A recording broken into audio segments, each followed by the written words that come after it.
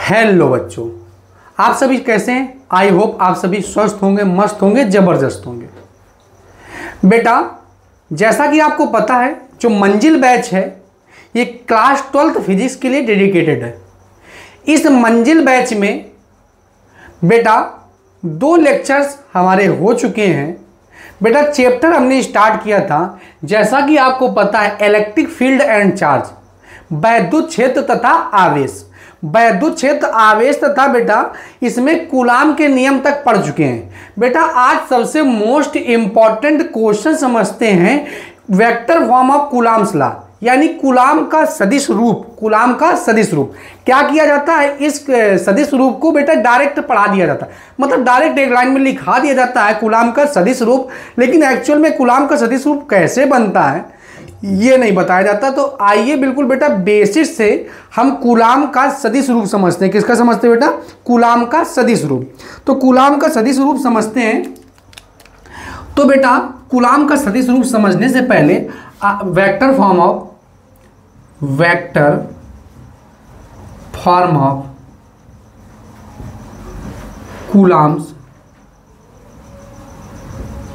Coulombs law, यानी कि coulomb के नियम का सदिश निरूपण। कूलाम के नियम का बेटा क्या? सदिश निरूपण। कूलाम के नियम का क्या बेटा? सदिश निरूपण। अब एक बात याद रखेंगे, अगर 2 पॉजिटिव चार्ज होंगे, दो यानी कि 2 लाइक चार्ज होंगे, वो पॉजिटिव हो सकते, तो इनके बीच होगा बेटा क्या? प्रतिकर्षण। क्या होगा बेटा? प्रतिकर्षण होगा। क्या होगा बेटा? प्रतिकर्षण होगा। अगर बेटा 2 निगेटिव चार्ज हैं तो इनके मध्य भी क्या होगा बेटा? प्रतिकर्षण होगा। क्या होगा बेटा? प्रतिकर्षण होगा। प्रतिकर्षण होगा। ठीक है, प्रतिकर्षण होगा। क्या होगा बेटा? प्रतिकर्षण होगा। क्या होगा बेटा? प्रतिकर्षण होगा। अब बेटा लेकिन एक पॉजिटिव और दूसरा निगेटिव होगा, यानी कि अनलाइक चार्ज होगा, तो इनके मध्य क्या होगा बेटा? आकर्षण होगा। क्या होगा बेटा? आकर्षण होगा। ठीक है, जब बेटा लाइक चार्ज होते हैं तो उनके मध्य क्या लगता है बेटा? रिपल्सन फोर्स लगता है। लेकिन बेटा जब अनलाइक चार्ज होते हैं तो उनके मध्य कौन सा लगता है बेटा? अट्रैक्शन फोर्स लगता है। कौन सा फोर्स लगता है? Attraction force. अब अपने पास 2 चार्ज हैं, एक बेटा Q1 है, एक Q1 है और दूसरा क्या है बेटा? Q2 है। एक Q1 है, दूसरा क्या है बेटा? Q2 है। एक Q1 और दूसरा क्या है बेटा? Q2 है। तो ये मान लेते हैं Q1 है और ये क्या है बेटा? Q2 है। एक Q1 और दूसरा क्या है बेटा? Q2। अब ध्यान से समझेंगे, अब क्या करते हैं बेटा? ये Q2 है, ये क्या बेटा? Q1 है। अब ये Q2 पर बल लगेगा, किसके कारण बेटा? Q1 के कारण। Q2 पर बल लगेगा किसके कारण बेटा? Q1 के कारण। Q2 पर बल लगेगा Q1 के कारण, तो इसे नाम देंगे बेटा F21 वेक्टर। क्या नाम दे देंगे बेटा? F21 vector. Q2 पर बल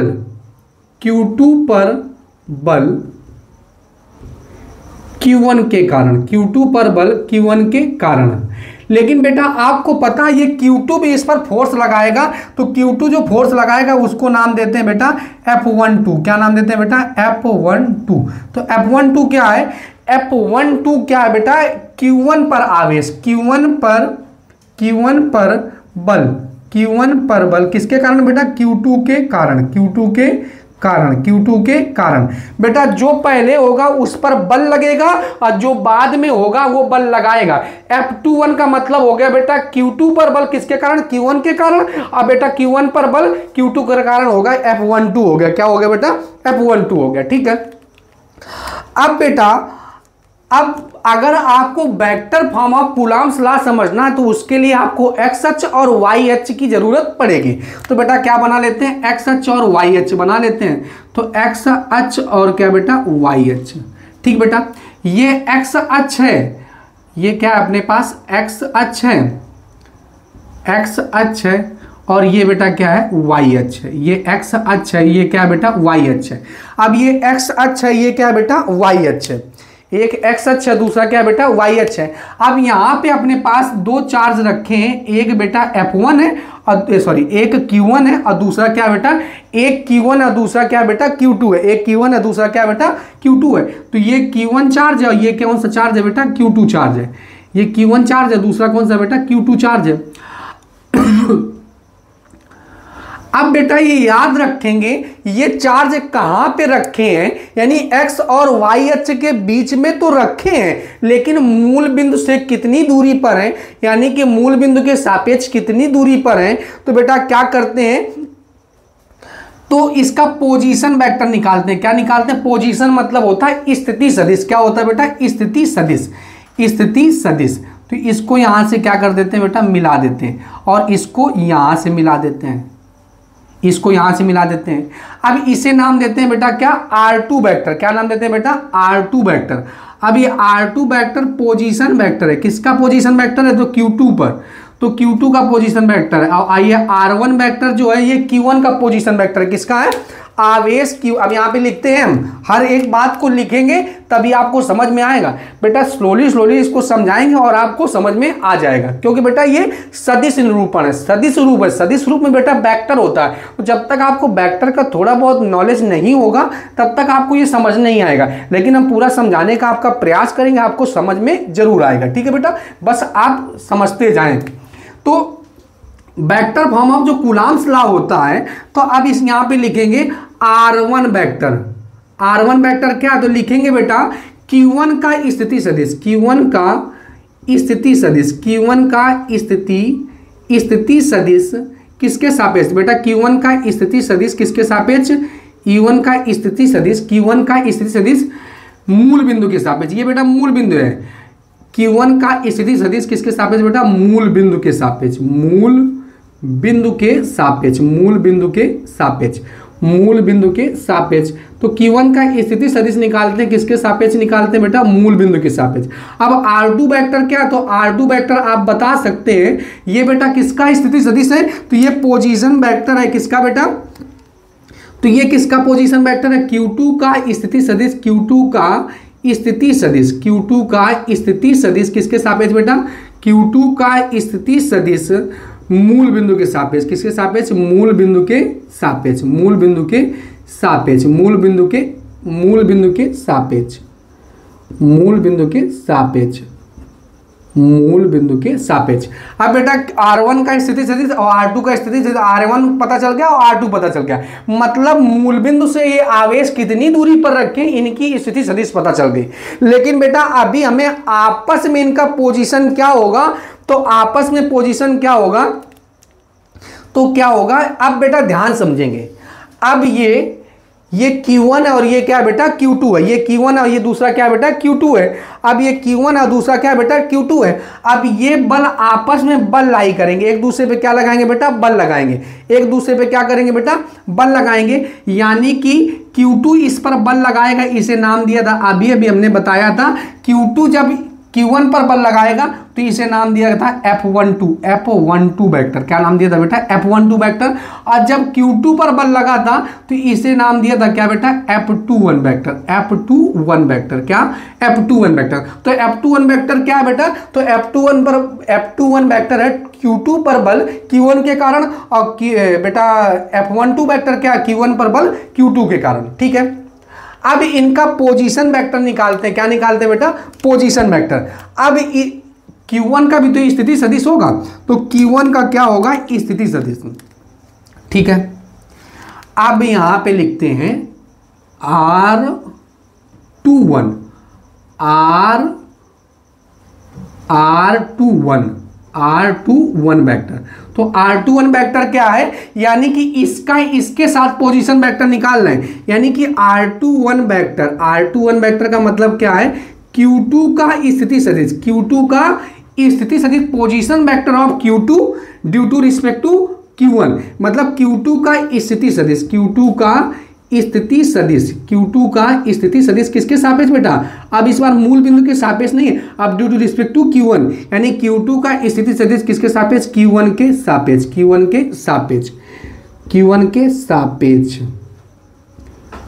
सापेक्ष।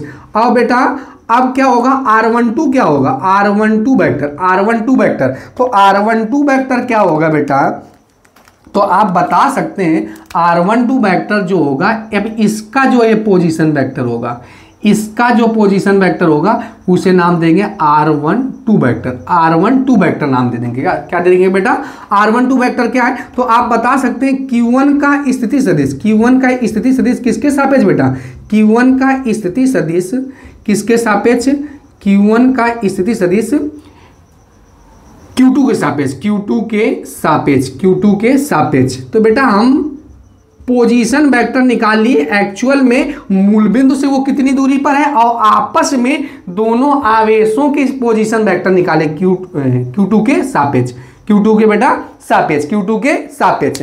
अब बेटा क्या करते हैं Q2 के सापेक्ष, अब हमें पता चल गया क्या? इनका पोजीशन वेक्टर। अगर किसी राशि का आपको पोजीशन वेक्टर पता चल गया तो आप उसकी दिशा, डायरेक्शन, कोसाइन, डायरेक्शन निकाल सकते हैं। कैसे निकालते हैं? तो बेटा आपको कुछ नहीं करना है, यानी कि वेक्टर की जगह आप क्या कर देना है? आपको कैप लगा देना। क्या लगा देना बेटा? कैप लगा देना। क्या लगा देना? R12 तो R12 cap, R12 cap, R12 cap. तो R12 कैप क्या हो जाएगा? कैप मतलब होता है बेटा एकांक सदिश। क्या बोलते हैं इसको? एकांक सदिश। तो यहां पे क्या लिखेंगे? R12 वेक्टर का एकांक सदिश, R12 वेक्टर का एकांक सदिश, एकांक सदिश, एकांक सदिश, R12 वेक्टर का एकांक सदिश। अगर हम यहां पे R21 लिख देना, R21 लिखेंगे तो क्या होगा? तो R21 क्या होगा बेटा? तो R21 बैक कैप, तो यहां पे लिखेंगे R21 वेक्टर का एकांक सदिश, R21 वेक्टर का एकांक सदिश। अब बेटा ये जो एकांक सदिश है इसी को कहते हैं बेटा, ये डायरेक्शन है। क्या बेटा? ये डायरेक्शन है। क्या बेटा? R12 कैप का मतलब हो गया R12 का एकांक सदिश और R21 कैप का मतलब हो गया R21 वेक्टर का एकांक सदिश, यानी कि यूनिट वेक्टर निकाल लिया। जब यूनिट वेक्टर हमारे पास आ गया तो बेटा ये डायरेक्शन, इसी को बोलते हैं डायरेक्शन। अब बेटा सदिश राशियां आपको पता होना चाहिए। सदिश राशियां वे राशियां होती हैं जिनमें सदिश राशियां क्या होती है बेटा? सदिश राशियां वो होती है जिनमें परिमाण और परिमाण के साथ साथ किसकी आवश्यकता होती है बेटा? परिमाण के साथ साथ दिशा की भी आवश्यकता होती है। किसकी आवश्यकता होती है बेटा? दिशा की आवश्यकता होती है। तो उन्हें क्या कहते हैं बेटा? सदिश राशियां कहते हैं। क्या कहते हैं बेटा? सदिश राशियां कहते हैं। अब सदिश राशियां कहते हैं तो अब बेटा दो बल है, एक F12 है और एक F21 है, एक F12 है, एक F21 है। ठीक बेटा? अब यहां पे लिखेंगे क्या? F12 vector, F12 vector. तो क्या होगा? परिमाण क्या है बेटा? K Q1 Q2 बटे में बेटा क्या था? R square. अब बेटा ये तो हो गए बेटा परिमाण, क्योंकि परिमाण और परिमाण के साथ साथ क्या है बेटा? दिशा। और इसका एकांक सदिश क्या है? तो R12 कैप, R12 कैप बना लेंगे इसको समीकरण 1। अब बेटा क्या आप ये बता सकते हैं F21 वेक्टर क्या है? F21 वेक्टर क्या है? F21 वेक्टर क्या है? तो F21 वेक्टर क्या है? K Q1 Q2 और बटे में क्या है बेटा? R square. और F21 का बेटा एकांक सदिश क्या है? तो F21 का एकांक जो सदिश है F21 कैप, F21 कैप बना लेंगे समीकरण सेकंड, बना लेंगे समीकरण बेटा सेकंड। यही बेटा कूलाम के नियम का सदिश रूप है। कूलाम के नियम का कौन सा रूप है बेटा? सदिश नियम। दोनों समीकरण 1 व 2 ये कूलाम के नियम का सदिश रूप है। कूलाम के नियम का कौन सा रूप है बेटा? सदिश रूप है। डायरेक्ट आपको पढ़ा दिया जाता है, लेकिन एक्चुअल में सदिश रूप बन के कैसे आए? तो बेटा ओवरऑल इसका कारण ये है। इस हिसाब से सबसे पहले हमने पर्टिकुलर उसके पोजीशन वेक्टर निकाले मूल बिंदु के सापेक्ष, फिर आपस में पोजीशन वेक्टर निकाले और आपस में पोजीशन वेक्टर निकालने के बाद उनका एकांक सदिश निकाले। एकांक सदिश ही उसकी डायरेक्शन हो गई। और बेटा आपको पता होना चाहिए सदिश राशियां परिमाण, परिमाण के साथ साथ दिशा की आवश्यकता होती है। तो ये बेटा हो गया परिमाण और परिमाण के बगल में क्या हो गया बेटा? दिशा हो गई। क्या हो गया बेटा? दिशा। ठीक बेटा? तो ये जो समीकरण 1 व 2 है तो यहाँ पे हम लिखे दे रहे हैं समीकरण 1 व 2, समीकरण 1 व 2, 1 व 2 कूलाम के नियम, कूलाम के नियम का सदिश निरूपण है। कौन सा निरूपण है बेटा? सदिश निरूपण है। सदिश निरूपण है, सदिश निरूपण है। कौन सा निरूपण है बेटा? सदिश निरूपण है। ठीक बेटा? तो समीकरण 1 व 2 कूलाम के नियम के सदिश निरूपण है। 1 व 2 कूलाम के नियम का सदिश निरूपण है। अब बेटा क्या करते हैं, एक बात और भी समझो, इसमें थोड़ी सी टेक्निकल बात है, इंपॉर्टेंट फैक्ट है। ठीक बेटा। अब आपको पता होना चाहिए कि ये F21 जो वेक्टर है और ये F12 वेक्टर है, ये आपस में बराबर एवं विपरीत है, आपस में बराबर एवं क्या बेटा विपरीत है। तो अब हम कह सकते हैं, अब क्या कह सकते हैं कि ये दोनों आपस में बराबर है, यानी कि R1 कैप बराबर में बेटा क्या है R21 कैप बराबर है, दोनों आपस में क्या है बेटा बराबर है, लेकिन डायरेक्शन में विपरीत है, इसलिए क्या लगा देंगे बेटा माइनस लगा देंगे। क्या लगा देंगे बेटा माइनस लगा देंगे। यहां पे लिखे दे रहे हैं चूंकि दोनों दिशा में कैसे है बेटा, दोनों दिशा में विपरीत है, दोनों दिशा में कैसे हैं बेटा विपरीत हैं, दोनों दिशा में कैसे हैं बेटा विपरीत हैं, दोनों दिशा में कैसे हैं बेटा विपरीत हैं। तो दोनों दिशा में कैसे हैं बेटा विपरीत हैं, दोनों दिशा में कैसे हैं बेटा विपरीत हैं। तो अब ये वैल्यू आप समीकरण 1 में रखो, this value putting on equation, this value putting on equation, this value putting on equation बेटा फर्स्ट, ये मान आप समीकरण फर्स्ट में रखो। समीकरण फर्स्ट ये है ना बेटा, F12 कैप की जगह आप क्या रखना माइनस का 2 R1 कैप 21, ठीक है R21 कैप रखना बेटा। तो क्या आ जाएगा F12 वेक्टर बराबर में हो जाएगा K Q1 Q2 बटे में R स्क्वायर हो जाएगा, और बेटा माइनस आगे आ जाएगा और इधर क्या हो जाएगा R21 कैप।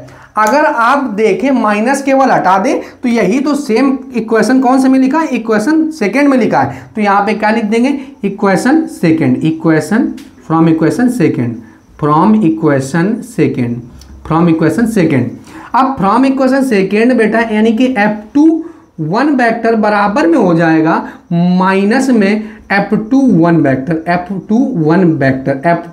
वेक्टर। अब बेटा यहाँ पे एक मोटी बात लिखेंगे, क्या मोटी बात है, अतः कूलाम बल जो होता है वो न्यूटन के तृतीय नियम का पालन करता है। तो यहाँ पे हम लिखे दे रहे हैं अतः कूलाम बल गति के तृतीय नियम क्या होता है बेटा क्रिया प्रतिक्रिया। तो अतः कूलाम बल गति के तृतीय नियम क्रिया प्रतिक्रिया का पालन करता है।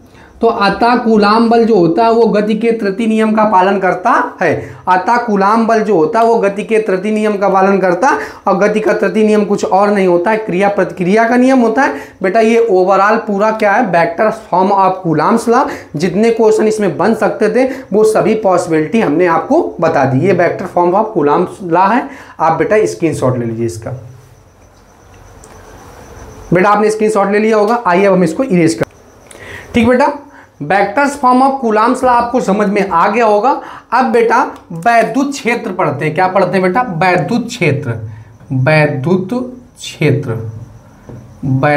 क्षेत्र। तो ये वैद्युत क्षेत्र यानी कि इलेक्ट्रिक फील्ड, ये इलेक्ट्रिक फील्ड समझते हैं। तो बेटा जो वैद्युत क्षेत्र होता है, वैद्युत क्षेत्र किसी आवेश या तो पॉजिटिव चार्ज हो सकता है और या तो क्या हो सकता है बेटा निगेटिव चार्ज हो सकता है, या तो पॉजिटिव चार्ज और या तो क्या हो सकता है बेटा निगेटिव चार्ज। तो किसी आवेश के चारों ओर का वह क्षेत्र, वैद्युत क्षेत्र किसी आवेश के चारों ओर का वह क्षेत्र, जहां पर किसी अन्य आवेश को ले जाने पर, अगर प्लस ले जाएंगे तो प्रतिकर्षण होगा, माइनस ले जाएंगे तो आकर्षण हो जाएगा। तो किसी आवेश के चारों ओर का वह क्षेत्र जहां पर किसी अन्य आवेश को ले जाने पर आकर्षण या क्या बेटा प्रतिकर्षण बल का अनुभव होता है, वैद्युत क्षेत्र कहलाता है। तो वैद्युत क्षेत्र किसी आवेश के चारों ओर का वह क्षेत्र जहां पर किसी अन्य आवेश को ले जाने पर आकर्षण या प्रतिकर्षण बल का अनुभव होता है, वैद्युत क्षेत्र कहलाता है। क्या कहलाता है बेटा वैद्युत क्षेत्र कहलाता है। तो तो किसी आवेश के चारों ओर का वह क्षेत्र जहां पर किसी अन्य आवेश को ले जाने पर आकर्षण या प्रतिकर्षण बल का अनुभव होता है, वैद्युत क्षेत्र कहलाता है। अब यहां पे बेटा लिख देते हैं डेफिनेशन। वैद्युत क्षेत्र, वैद्युत क्षेत्र किसी आवेश के चारों ओर का वह क्षेत्र जहां पर किसी अन्य आवेश को ले जाने पर आकर्षण या प्रतिकर्षण बल का अनुभव होता है।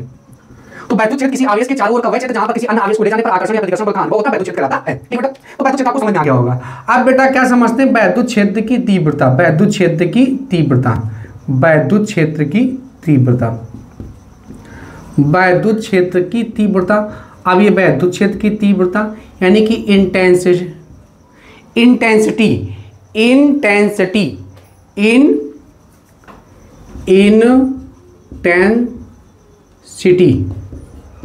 Of electric field, intensity of electric field. अब बेटा इंटेंसिटी ऑफ इलेक्ट्रिक फील्ड समझने से पहले हम थोड़ा सा एक छोटी सी डेफिनेशन समझते हैं। परीक्षण आवेश क्या समझते हैं बेटा? परीक्षण आवेश कौन सा आवेश बेटा? परीक्षण आवेश क्या होता है? यानी कि टेस्टिंग चार्ज। तो परीक्षण आवेश क्या होता है? तो ऐसा कोई अल्प धनावेश जिसका स्वयं का कोई वैद्युत क्षेत्र नहीं होता, तो ऐसे अल्प धनावेश को क्या कहते हैं बेटा? वैद्युत क्षेत्र। तो अब बोर्ड में हम डेफिनेशन नहीं लिखेंगे, आप कॉपी में राइट डाउन करते जाएंगे, साथ साथ नोट्स बनाते जाएंगे। तो बेटा परीक्षण आवेश क्या होता है? तो परीक्षण आवेश एक ऐसा अल्प धन आवेश होता है जिसका स्वयं का कोई वैद्युत क्षेत्र नहीं होता, तो ऐसे अल्प धनावेश को क्या कहते हैं बेटा? परीक्षण आवेश कहते हैं। तो टेस्टिंग चार्ज क्या होता है? ब्रह्मांड में, यूनिवर्स में ऐसा कोई पार्टिकल उपस्थिति नहीं जिसका स्वयं का कुछ ना कुछ वैद्युत क्षेत्र ना हो। अगर चींटी के बराबर भी अगर होगा तो उसका भी कोई ना कोई वैद्युत क्षेत्र होगा, चींटी से भी छोटा होगा तो उसका भी कुछ ना कुछ वैद्युत क्षेत्र होगा। तो बेटा ये कल्पना की गई है टेस्टिंग चार्ज ऐसा कोई अल्प धनावेश जिसका स्वयं का कोई वैद्युत क्षेत्र नहीं होता, ऐसे अल्प धनावेश को क्या कहते हैं बेटा? परीक्षण आवेश कहते हैं। इसे प्लस क्यू नॉट से प्रदर्शित करते हैं। किससे प्रदर्शित करते हैं? प्लस क्यू नॉट से प्रदर्शित करते हैं, प्लस क्यू नॉट से प्रदर्शित करते हैं। अब बेटा इसका काम क्या होता है? तो नोट पॉइंट में लिखेंगे इसका काम क्या होता है? परीक्षण आवेश की सहायता से, परीक्षण आवेश की सहायता से वैद्युत क्षेत्र की तीव्रता की क्या ज्ञात करते हैं बेटा? डायरेक्शन ज्ञात करते हैं। क्या ज्ञात करते हैं? डायरेक्शन, यानी कि वैद्युत क्षेत्र की क्या ज्ञात करते हैं बेटा? दिशा ज्ञात करते हैं। अगर हमें दिशा का पता लगाना हो, अभी बताएंगे, फील कराएंगे, टेंशन नॉट। वैद्युत क्षेत्र की तीव्रता की क्या करना है बेटा? वैद्युत क्षेत्र की तीव्रता की अगर डायरेक्शन को पता लगाना है तो उसकी किसकी सहायता लेते हैं बेटा? परीक्षण आवेश। तो क्या परीक्षण आवेश की डेफिनेशन लिखेंगे? परीक्षण आवेश क्या होता है? तो ऐसा कोई अल्प धन आवेश जिसका स्वयं का कोई वैद्युत क्षेत्र नहीं होता, तो ऐसे अल्प धन आवेश को परीक्षण आवेश कहते हैं। इसका कार्य क्या होता है? तो नोट पॉइंट में लिखेंगे परीक्षण आवेश की सहायता से वैद्युत क्षेत्र की तीव्रता की दिशा को ज्ञात किया जाता है। ये नोट पॉइंट में लिख लेंगे बेटा, ठीक है। अब वैद्युत क्षेत्र की तीव्रता समझते हैं। तो वैद्युत क्षेत्र में रखे किसी परीक्षण आवेश पर, वैद्युत क्षेत्र में रखे किसी परीक्षण आवेश पर लगने वाला बल तथा उस परीक्षण आवेश के अनुपात को वैद्युत क्षेत्र की तीव्रता कहते हैं। इसे ई से प्रदर्शित करते हैं। वैद्युत क्षेत्र में रखे किसी परीक्षण आवेश पर लगने वाला बल, वैद्युत क्षेत्र में रखे किसी परीक्षण आवेश पर लगने वाला बल तथा उस परीक्षण आवेश के अनुपात को वैद्युत क्षेत्र की तीव्रता कहते हैं। बेटा इसका यूनिट आप बता सकते हैं, तो इसका यूनिट क्या होगा? आप बेटा डेफिनेशन लिखते जाएंगे साथ साथ में। वैद्युत क्षेत्र में रखे किसी परीक्षण आवेश पर लगने वाला बल तथा उस परीक्षण आवेश के अनुपात को वैद्युत क्षेत्र की तीव्रता कहते हैं। वैद्युत क्षेत्र पर लगने वाला बल तथा उस परीक्षण आवेश के अनुपात को वैद्युत क्षेत्र की तीव्रता कहते हैं। इसका यूनिट क्या होगा? तो बल का मात्रक होता है बेटा न्यूटन। बल का मात्रक क्या होता है बेटा? न्यूटन होता है। बल का मात्रक क्या होता है बेटा? न्यूटन होता है। और आवेश का मात्रक क्या होता है? तो आवेश का मात्रक होता है कूलाम। आवेश का मात्रक क्या होता है बेटा? कूलाम होता है। तो इसका मात्रक क्या होगा? न्यूटन प्रति कूलाम, न्यूटन प्रति कूलाम। तो बेटा वैद्युत क्षेत्र की तीव्रता का मात्रक क्या होता है? न्यूटन प्रति कूलाम। और इसकी बीमा भी याद रखेंगे, डायमेंशन फार्मूला भी याद रखेंगे। तो बेटा बल की बीमा होती है MLT माइनस में 2, MLT माइनस में 2। अब बेटा आवेश की बीमा होती है, क्योंकि आवेश Q बराबर में IT होती है, और I की बीमा हो गई बेटा ए और समय की बीमा हो गई बेटा टी। अब ये ऊपर चला जाएगा तो इसकी बीमा क्या हो जाएगी, एम एल टी माइनस में 3 और ए माइनस में 1।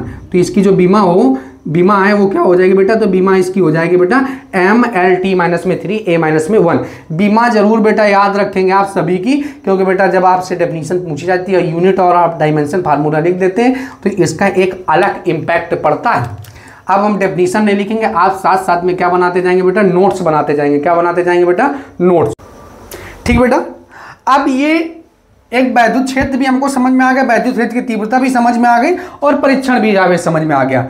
अब बेटा वैद्युत बल रेखाएं, वैद्युत बल रेखाएं, वैद्युत बल रेखाएं, बल रेखाएं यानी कि वैद्युत बल रेखाएं, इलेक्ट्रिक फोर्स लाइंस रेखाएं, या इसी को बेटा दूसरे नाम से जानते हैं वैद्युत क्षेत्र रेखाएं। वैद्युत क्षेत्र रेखाएं, दोनों का मतलब बेटा सेम होता है, वैद्युत क्षेत्र रेखाएं। ये वैद्युत क्षेत्र रेखाएं क्या होता है बेटा, तो समझते हैं, इंपॉर्टेंट है, जो कि यूपी बोर्ड में यहां से बेटा एक क्वेश्चन बनता है। यानी कि वैद्युत बल रेखाओं से एक क्वेश्चन जरूर बनता है, वो चाहे मल्टीपल चॉइस क्वेश्चन से बने और चाहे तो बेटा एक 2 नंबर का क्वेश्चन बने।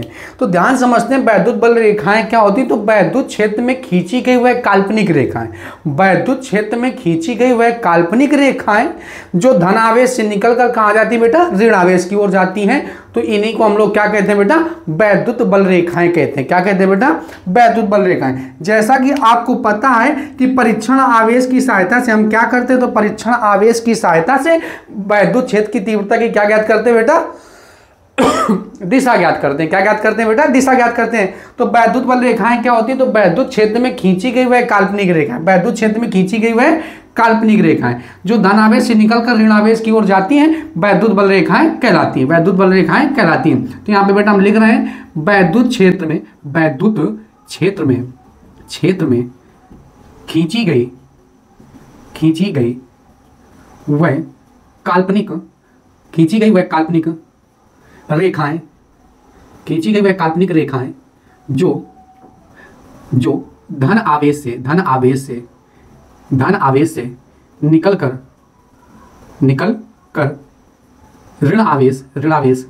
कर ऋण आवेश की ओर जाती हैं।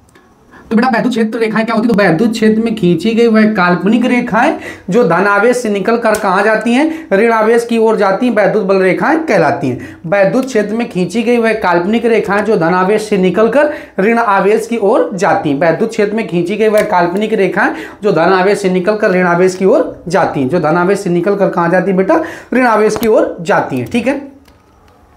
अब बेटा इसका कार्य क्या होता है, तो नोट पॉइंट में हम इसका कार्य भी आपको समझा दे रहे हैं। तो वैद्युत क्षेत्र, वैद्युत बल रेखाएं जो होती हैं इनसे भी क्या किया जाता है, वैद्युत क्षेत्र की तीव्रता की दिशा को ज्ञात किया जाता है। तो वैद्युत बल रेखाओं की सहायता से वैद्युत जो धनावेश से निकल कर कहाँ जाती है बेटा, ऋण आवेश की ओर जाती है। ठीक है। अब बेटा इसका कार्य क्या होता है, तो नोट पॉइंट में हम इसका कार्य भी आपको समझा दे रहे हैं। तो वैद्युत क्षेत्र, वैद्युत बल रेखाएं जो होती हैं इनसे भी क्या किया जाता है, वैद्युत क्षेत्र की तीव्रता की दिशा को ज्ञात किया जाता है। तो वैद्युत बल रेखाओं की सहायता से वैद्युत बल रेखाओं की सहायता से वैद्युत बल रेखाओं की सहायता से वैद्युत क्षेत्र की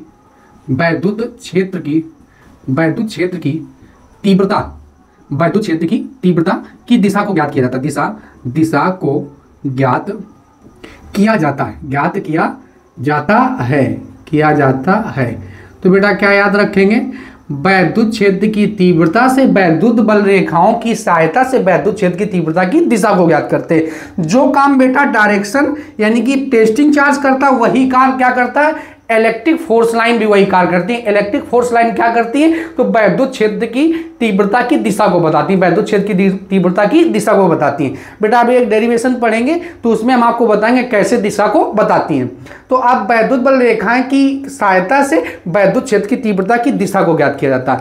अब बेटा वैद्युत बल रेखाओं के गुण हर साल प्रत्येक वर्ष आपसे बेटा ये यहां से क्वेश्चन बनता है, वैद्युत बल रेखाओं के गुण, वैद्युत बल रेखाओं के बेटा क्या गुण। तो वैद्युत बल रेखाओं के गुण क्या होते हैं, तो पहला ही गुण समझो बेटा, अगर, अब बेटा ये थोड़ा सा आप लिखते जाएंगे, ठीक है, ज़्यादा लेंदी हो जाएगा, फिर समय बर्बादी है, वीडियो भी लंबा हो जाएगा, इसलिए याद रखेंगे वैद्युत बल रेखाएं आप डायरेक्ट पॉइंट अपनी कॉपी में लिखेंगे। तो वैद्युत बल रेखाओं के गुण, पहला ही गुण, अगर कोई स्पर्श रेखा की, अगर कोई एक बेटा वैद्युत क्षेत्र है, अगर कोई एक क्या बेटा वैद्युत क्षेत्र है, अगर कोई एक वैद्युत क्षेत्र है, अगर कोई एक क्या अपने पास, अगर अपने पास एक कोई क्या है बेटा, एक वैद्युत क्षेत्र है, एक क्या बेटा वैद्युत क्षेत्र है, अगर एक वैद्युत क्षेत्र है, कोई वैद्युत क्षेत्र है, अब वैद्युत क्षेत्र में अगर वो स्पर्श रेखा खींच दी जाए, क्या खींच दिया जाए बेटा, स्पर्श रेखा, अगर स्पर्श रेखा खींच दी जाए तो वो वैद्युत क्षेत्र की तीव्रता की दिशा को प्रदर्शित करता है, किसको प्रदर्शित करता है बेटा, दिशा को प्रदर्शित करता है। तो ये याद रखेंगे, किसी वैद्युत क्षेत्र में अगर स्पर्श रेखा खींच दी जाए तो वो वैद्युत क्षेत्र की तीव्रता की दिशा को प्रदर्शित करती है, ये याद रखेंगे। अगर किसी बिंदु पर स्पर्श रेखा खींच दी जाए, यानी कि वैद्युत क्षेत्र के किसी बिंदु पर स्पर्श रेखा अगर खींच दी जाए तो वैद्युत क्षेत्र की तीव्रता की दिशा को डिनोट करता है, ठीक है बेटा। दूसरा पॉइंट ये लिख लेंगे और डायग्राम बना लेंगे, ठीक है बेटा। दूसरा, अगर कोई पॉइंट चार्ज होगा, अगर कोई क्या बेटा पॉइंट चार्ज होगा, कौन सा चार्ज होगा बेटा, पॉइंट चार्ज होगा, अगर कोई पॉइंट चार्ज होगा यानी कि बिंदु आवेश होगा, अगर कोई प्लस आवेश है, कैसा आवेश है बेटा, प्लस आवेश है, तो अगर कोई पॉजिटिव चार्ज है तो पॉजिटिव चार्ज क्या होगा, इससे वैद्युत बल रेखाएं निकलेंगी, इससे वैद्युत बल रेखाएं क्या होंगी बेटा, निकलेंगी, इससे वैद्युत बल रेखाएं क्या होंगी, इससे वैद्युत बल रेखाएं निकलेंगी, इससे वैद्युत बल रेखाएं क्या होंगी बेटा, निकलेंगी, इससे वैद्युत बल रेखाएं क्या करेंगी, निकलेंगी।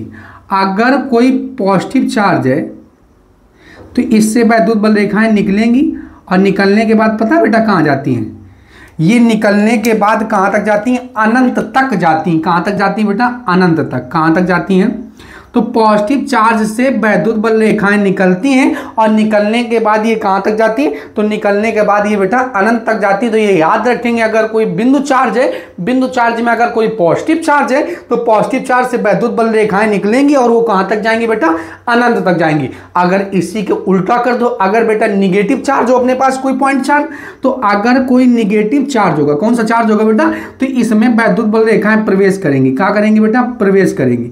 अब ये आएंगी कहाँ सर जी, तो ये आएंगी बेटा अनंत से, जहाँ गई थी वहीं से क्या होंगी, ये आएंगी बेटा। तो ये वैद्युत बल रेखाएं इसमें क्या करेंगी बेटा, प्रवेश करेंगी। क्या करेंगी बेटा, प्रवेश करेंगी। अब इसमें वैद्युत बल रेखाएं प्रवेश करेंगी और प्रवेश करने के बाद वो पता है कहाँ से आएंगी, अनंत से आएंगी। कहाँ से आएंगी बेटा, अनंत से आएंगी। अभी बताते हैं ये कहाँ से आएंगी बेटा, अनंत से आएंगी। कहाँ से आएंगी, अनंत से आएंगी, ठीक है बेटा। तो ये अनंत से आएंगी। कहाँ से आएंगी बेटा, अनंत से। तो ये पॉजिटिव चार्ज है, अब इससे वैद्युत बल रेखाएं निकलेंगी। ये कहाँ, अगर पॉजिटिव चार्ज है तो इससे वैद्युत बल रेखाएं निकलेंगी और अनंत तक जाएंगी। लेकिन बेटा अगर कोई निगेटिव चार्ज है तो इसमें कहाँ से आएंगी बेटा, अनंत से आती हुई प्रतीत होती हैं, अनंत से आती हैं। कहाँ से आती हैं, अनंत से आती हैं। यहाँ अनंत तक जाती हैं और यहाँ अनंत तक क्या करती हैं बेटा, आती हैं। अनंत तक क्या होती हैं, अनंत से माइनस तक, ठीक है बेटा, प्लस से होकर अनंत तक जाती हैं। और यहाँ अनंत से कहाँ तक आती है बेटा, निगेटिव चार्ज तक आती हैं। यानी कि ये तो बेटा कहाँ से, नहीं समझे, प्लस से ये जाती हैं, पॉजिटिव चार्ज से वैद्युत बल रेखा निकलती है और कहाँ तक जाती है बेटा, ये अनंत तक जाती है। और ये अनंत से कहाँ आती है बेटा, तो अनंत से ये निगेटिव चार्ज तक आती है। कहाँ तक आती है बेटा, अनंत से निगेटिव चार्ज। तो ये एक पॉइंट ये हो गया अपना। अगर कोई बिंदु आवेश है, बिंदु आवेश में कोई पॉजिटिव चार्ज है तो उससे वैद्युत बल रेखाएं निकलेंगी और अनंत तक जाएंगी। और बेटा निगेटिव चार्ज है तो उस अनंत से वैद्युत बल रेखाएं आएंगी और निगेटिव चार्ज के पास आएंगी, निगेटिव चार्ज तक आएंगी। ये बेटा बात आपको याद होनी चाहिए, ठीक। एक पॉइंट ये हो गया। तीसरा पॉइंट क्या बेटा, तीसरा पॉइंट ये है, तीसरा पॉइंट क्या है, तीसरा पॉइंट अगर ये बेटा पेयर ऑफ चार्ज है, पेयर ऑफ चार्ज है, क्या बेटा, पेयर ऑफ चार्ज है। तो अगर ये पेयर ऑफ चार्ज है, पेयर ऑफ क्या बेटा, चार्ज है, तो अगर ये pair of charge, pair of charge का मतलब समझते ना, जोड़े में है, यानी कि एक पॉजिटिव और दूसरा क्या बेटा, निगेटिव है। एक पॉजिटिव दूसरा क्या है बेटा, निगेटिव है। अब बेटा क्या है, पता क्या होगा, खेला होगा। प्लस से निकलती वैद्युत बल रेखा, प्लस से निकल कर कहाँ जाएंगी बेटा, निगेटिव तक। प्लस से निकल कर कहाँ तक जाएंगे बेटा, निगेटिव तक। प्लस से निकलेंगे और कहाँ जाएंगे बेटा, निगेटिव तक जाएंगे। प्लस से निकलेंगे और कहाँ तक जाएंगे बेटा, निगेटिव तक जाएंगे। प्लस से निकलेंगे कहाँ जाएंगे, निगेटिव तक जाएंगे। प्लस से निकलेंगे कहाँ तक जाएंगे बेटा, निगेटिव तक जाएंगे।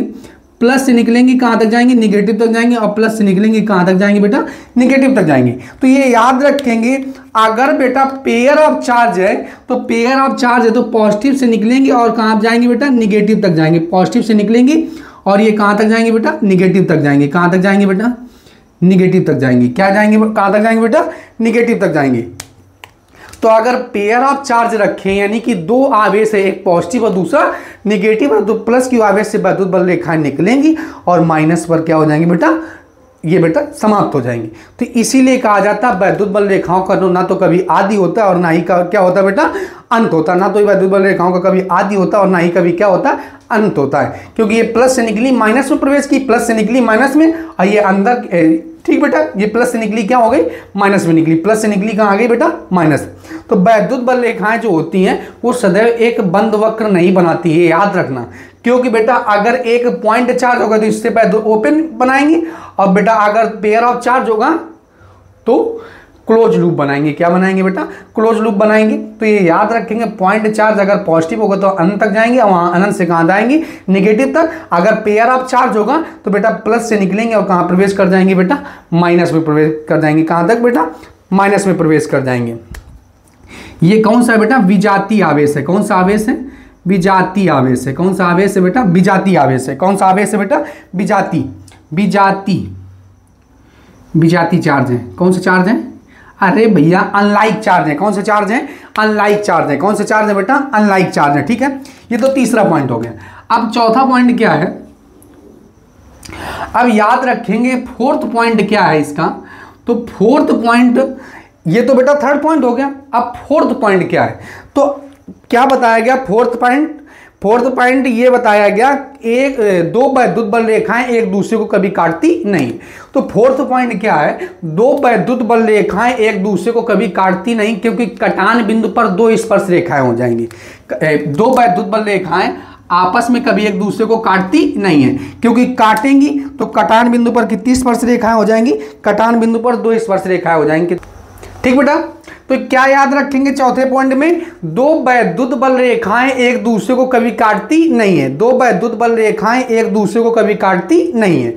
दो वैद्युत बल रेखाएं एक दूसरे को कभी काटती नहीं है, क्योंकि कटान बिंदु पर बेटा दो स्पर्श रेखाएं हो जाएंगी। कितनी स्पर्श रेखा हो जाएंगी, एक स्पर्श रेखा ये हो जाएगी और एक स्पर्श रेखा ये हो जाएगी।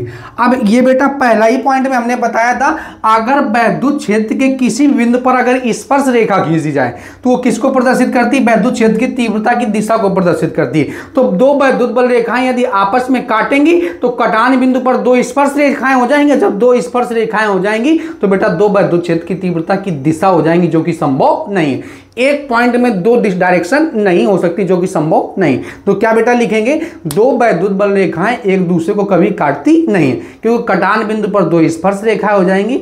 कटान बिंदु पर कितनी स्पर्श रेखाएं हो जाएंगी, दो स्पर्श रेखाएं हो जाएंगी, जिससे दो वैद्युत क्षेत्र की तीव्रता की दिशा हो जाएंगी, जो कि संभव नहीं। ठीक है, ये फोर्थ पॉइंट हो गया।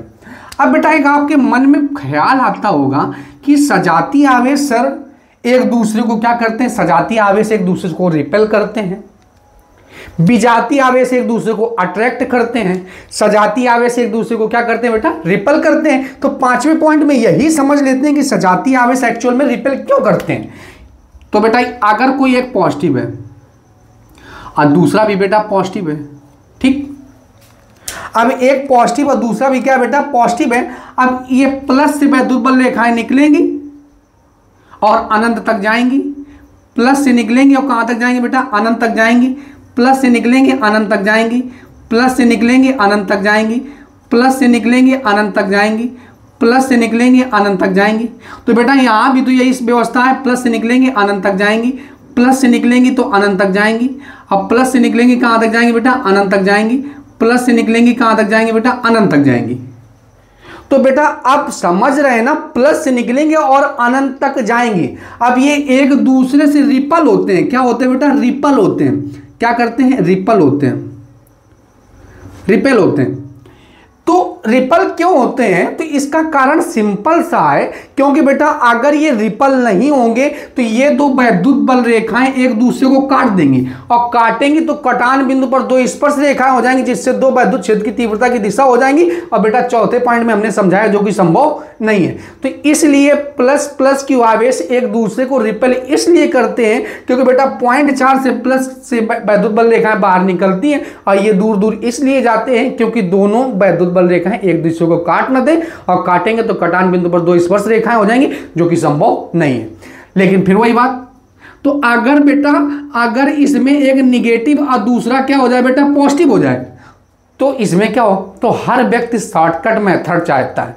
तो अब आपको पता है कि अगर बेटा पेयर ऑफ चार्ज होगा तो प्लस से वैद्युत बल रेखाएं निकलेंगी और कहां तक जाएंगी बेटा, माइनस तक जाएंगी। तो इसको बेटा प्लस से निकलना है और माइनस तक जाना है। अगर सिंगल होता तो अनंत तक जाती, लेकिन अगर पेयर ऑफ चार्ज है तो ये कहां तक जाएंगी बेटा, माइनस तक जाएंगी। कहां तक जाएंगी बेटा, माइनस तक जाएंगी। अब बेटा ये शॉर्टकट मेथड ढूंढ लिया इसने, और जब शॉर्टकट मेथड ढूंढ लिया तो ये अपना क्या हो गया, पहुंच गया। तो बेटा वैद्युत बल रेखाएं आपके समझ में आ गए होंगे, एक बार फिर से रिवाइज करा देते हैं। तो वैद्युत बल रेखाएं क्या होती है, तो वैद्युत क्षेत्र में खींची गई वह काल्पनिक रेखा जो धनावेश से निकलकर ऋणावेश की ओर जाती हैं, वैद्युत बल रेखाएं कहलाती हैं। तो वैद्युत बल रेखाओं की सहायता से वैद्युत क्षेत्र की तीव्रता की दिशा को ज्ञात किया जाता है। मोस्ट इंपॉर्टेंट बेटा ये प्रश्न है, वैद्युत बल रेखाओं के गुण। तो वैद्युत बल रेखाओं के गुण, पहला गुण क्या बताया हमने, अगर किसी भी वैद्युत क्षेत्र में अगर स्पर्श रेखा खींची गई तो वो वैद्युत क्षेत्र की तीव्रता की दिशा को प्रदर्शित करती है, पहला पॉइंट। अगर कोई पॉइंट चार्ज है, अगर पॉजिटिव पॉइंट चार्ज है तो उससे वैद्युत बल रेखाएं निकलेंगी, अनंत तक जाएंगी। अगर कोई निगेटिव चार्ज है तो बेटा अनंत से किधर आएंगी, अनंत से निगेटिव चार्ज तक आएंगे। अगर पेयर ऑफ चार्ज यानी कि विजातीय चार्ज है तो प्लस से निकलेंगे और माइनस तक निकलेंगे जाएंगे, और ये एक बंद लूप बनाती है। कौन सा लूप बनाती है, क्लोज लूप बनाती है। ठीक है बेटा। चौथा, जब दो वैद्युत बल रेखाएं एक दूसरे को कभी काटती नहीं, क्योंकि कटान बिंदु पर दो स्पर्श रेखाएं हो जाएंगी, जो कि संभव नहीं है।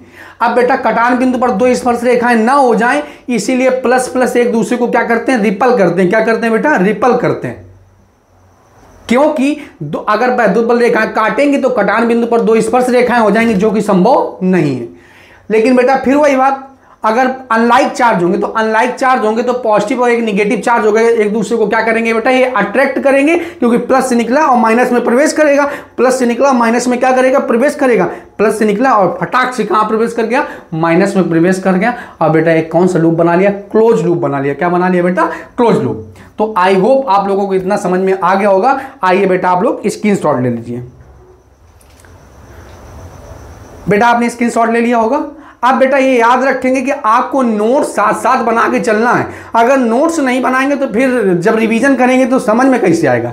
फिर ऐसा थोड़ी ना है कि जब रिवीजन करने बैठे तो पता है ढूंढ रहे हैं कि वैद्युत बल रेखा हमने कहाँ लिखी थी। तो एक फेयर कॉपी आप बना लेंगे और उसमें नोट्स बनाते हुए चले जाएंगे बेटा।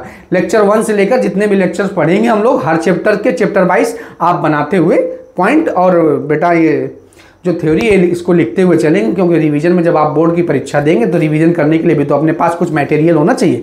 तो मटेरियल के लिए बेटा आप क्या करेंगे, नोट्स बनाते हुए चलेंगे। आइए अब हम इसको इरेज कर देते हैं। ठीक बेटा, तो वैद्युत बल रेखाएं आपको समझ में आ गया होगा। वैद्युत बल रेखाओं के हमने आपको गुण भी पढ़ा दिए। अब बेटा समझते हैं वैद्युत द्विध्रुव, इलेक्ट्रिक डाइपोल, वैद्युत द्विध्रुव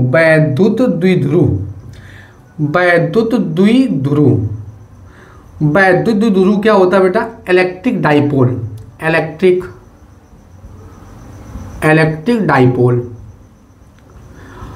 अब ये इलेक्ट्रिक डाइपोल कौन सी भला है, ध्यान समझते हैं बेटा।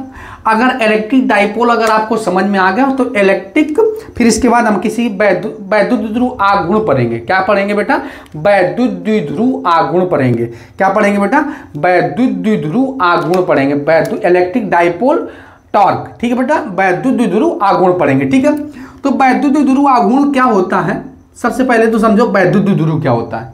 तो जब दो समान परंतु विपरीत प्रकार के आवेश, मतलब परिमाण में तो समान है और बेटा एक पॉजिटिव है दूसरा क्या बेटा, निगेटिव है। तो जब दो समान परंतु विपरीत प्रकार के आवेश एक दूसरे से अल्प दूरी पर होते हैं। कितनी दूरी पर होते हैं? वो अल्प दूरी कुछ और नहीं होती, 2l होती है। तो इस प्रकार से बने निकाय को क्या कहते हैं बेटा? वैद्युत द्विध्रुव कहते हैं। तो जब दो समान परंतु विपरीत प्रकार के आवेश, जब दो समान परंतु विपरीत प्रकार के आवेश, जब दो समान परंतु विपरीत प्रकार के आवेश एक दूसरे से अल्प दूरी पर होते हैं तो इस प्रकार से बने निकाय को क्या कहते हैं बेटा? वैद्युत द्विध्रुव कहते हैं। जब दो समान परंतु विपरीत प्रकार के आवेश एक दूसरे से अल्प दूरी पर होते हैं तो इस प्रकार से बने निकाय को वैद्युत द्विध्रुव कहते हैं। तो बेटा यहां पे क्या लिखेंगे? जब दो समान परंतु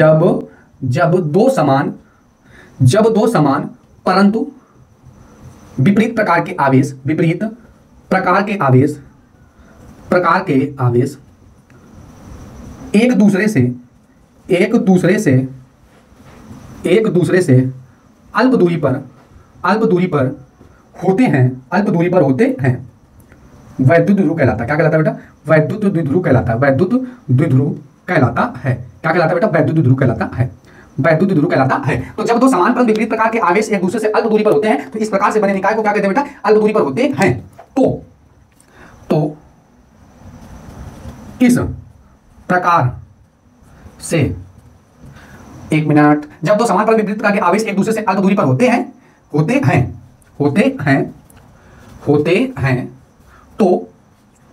इस प्रकार से बने निकाय को वैद्युत द्विध्रुव कहते हैं। वैद्युत द्विध्रुव कहते हैं। जब दो समान परंतु विपरीत प्रकार के आवेश एक दूसरे से अल्प दूरी पर होते हैं तो इस प्रकार से बने निकाय को क्या कहते हैं बेटा? वैद्युत द्विध्रुव कहते हैं। अब बेटा इसको हम समझ लेते हैं वैद्युत द्विध्रुव आघूर्ण।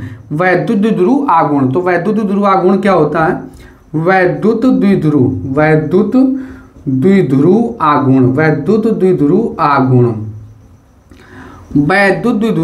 तो वैद्युत द्विध्रुव आघूर्ण क्या होता है? तो जब दो समान परंतु विपरीत प्रकार के आवेश एक दूसरे से अल्प दूरी पर होते हैं तो इस प्रकार से बने निकाय को वैद्युत द्विध्रुव आघूर्ण कहते हैं। ठीक बेटा। अब एक पॉजिटिव चार्ज होगा, दूसरा क्या होगा बेटा? निगेटिव चार्ज होगा। एक पॉजिटिव चार्ज होगा, दूसरा क्या होगा बेटा? निगेटिव चार्ज होगा। अब इनके बीच की दूरी ये 2l है। इस 2l को नाम दिया गया बेटा अल्प दूरी। क्या नाम दिया गया बेटा? अल्प दूरी। बेटा एक पॉजिटिव चार्ज है, दूसरा क्या है बेटा? निगेटिव चार्ज है। अब इनके दोनों के बीच की दूरी कितनी बेटा? अल्प दूरी। क्या है बेटा? अल्प दूरी। ये 2l इसलिए रखा गया है क्योंकि बेटा आपको पता होना चाहिए कि ये पॉजिटिव चार्ज है, ये दूसरा निगेटिव चार्ज है। दोनों के बीच में होगा प्यार मोहब्बत। जब प्यार मोहब्बत होगा तो ये बहुत करीब आ जाएंगे, और जब ये दोनों करीब आ जाएंगे ना भैया तो इनके बीच में रत्ती सा भी आपको स्पेस देखने को नहीं मिलेगा। तो बेटा कैलकुलेशन को आसान बनाने के लिए, या आप दूसरे शब्दों में कह सकते हैं L तो बहुत छोटी दूरी हो जाएगा तो इसको थोड़ी सी बड़ी दूरी कंसीडर कर लेते हैं, मतलब अल्प। बेटा पहली बात तो इनके बीच में स्पेस थोड़ा बहुत रहेगा तो इसीलिए इसको नाम दिया गया अल्प दूरी। ये मत समझना कि ये 2l है। 2l इसलिए लिया गया क्योंकि बेटा कैलकुलेशन में आसानी होगी, अभी डेरिवेशन पढ़ेंगे तो इसलिए अल्प दूरी को 2l, और कुछ किताबों में अल्प दूरी को क्या ले लेते हैं बेटा? 2a ले लेते हैं। क्या ले लेते हैं बेटा? लेकिन है ये अल्प दूरी, चाहे तो 2l ले लो चाहे तो l ले लो। तो किसी वैद्युत द्विध्रुव का वैद्युत द्विध्रुव आघूर्ण, किसी वैद्युत द्विध्रुव का वैद्युत द्विध्रुव आघूर्ण, किसी वैद्युत द्विध्रुव का वैद्युत द्विध्रुव आघूर्ण किसी एक आवेश के परिमाण तथा उन दोनों आवेशों के बीच की दूरी के गुणनफल के क्या होता है बेटा? बराबर होता है। फिर से सुनेंगे, किसी वैद्युत द्विध्रुव का वैद्युत द्विध्रुव आघूर्ण किसी एक आवेश के परिमाण तथा दोनों आवेशों के बीच की दूरी के गुणनफल के क्या होता है बेटा? बराबर होता है। ठीक है, तो क्या हो जाएगा अपने पास? 2ql हो जाएगा, 2ql हो जाएगा। तो p बराबर में क्या आ गया? 2ql। अब बेटा इसका मात्रक क्या हो सकता है? तो मात्रक आप बता सकते हैं। तो मात्रक होगा बेटा, आवेश का मात्रक क्या होता है? कूलाम, और दूरी का मात्रक क्या होता है? तो दूरी का मात्रक होता है मीटर। दूरी का मात्रक क्या होता है बेटा? मीटर। इसकी बीमा भी याद रखेंगे। तो डायमेंशन फार्मूला क्या होता है बेटा? तो डायमेंशन फार्मूला आप बताएंगे। आवेश की होती है 80, आवेश की क्या होती है? अरे भैया Q बराबर में IT होता है। Q बराबर में क्या होता है? IT होता है। अब I की बीमा क्या हो गई? A हो गई, और समय की बीमा क्या हो गई? T हो गई। अब दूरी क्या हो गई? L, तो ATL हो गया। तो इसकी बीमा क्या हो गई बेटा? ATL हो गई। क्या हो गई बेटा बीमा इसकी? ATL। अब बेटा यहाँ पे हम डेफिनेशन लिखे दे रहे हैं। किसी वैद्युत द्विध्रुव का, किसी वैद्युत द्विध्रुव का वैद्युत द्विध्रुव आघूर्ण, वैद्युत द्विध्रुव आघूर्ण, आघूर्ण किसी एक आवेश के परिमाण तथा उन दोनों आवेशों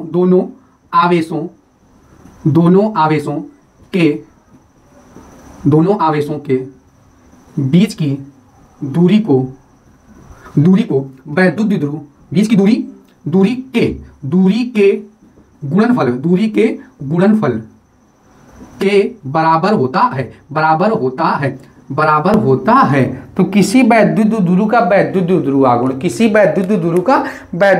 आघूर्ण, किसी एक आवेश के परिमाण तथा दोनों आवेशों के बीच की दूरी के गुणनफल के क्या होता है बेटा, बराबर होता है। कि बीच की दूरी के गुणनफल के क्या होता है बेटा, बराबर होता है। तो बेटा ये आपका, बेटा हमने वैद्युत द्विध्रुव भी समझा दिया, वैद्युत द्विध्रुव आघूर्ण भी समझा दिया। वैद्युत द्विध्रुव क्या होता है, जब दो समान परंतु विपरीत प्रकार के आवेश एक दूसरे से अल्प दूरी पर होते हैं तो इस प्रकार से बने निकाय को वैद्युत द्विध्रुव कहते हैं। बेटा दूसरा क्या होगा, तो दूसरा अपने पास है वैद्युत द्विध्रुव आघूर्ण क्या होता है, तो किसी वैद्युत द्विध्रुव का वैद्युत द्विध्रुव आघूर्ण किसी एक आवेश के परिमाण तथा दोनों आवेशों के बीच की दूरी के क्या होता है बेटा, दोनों आवेशों के बीच की दूरी के गुणनफल के क्या होता है बेटा, बराबर होता है।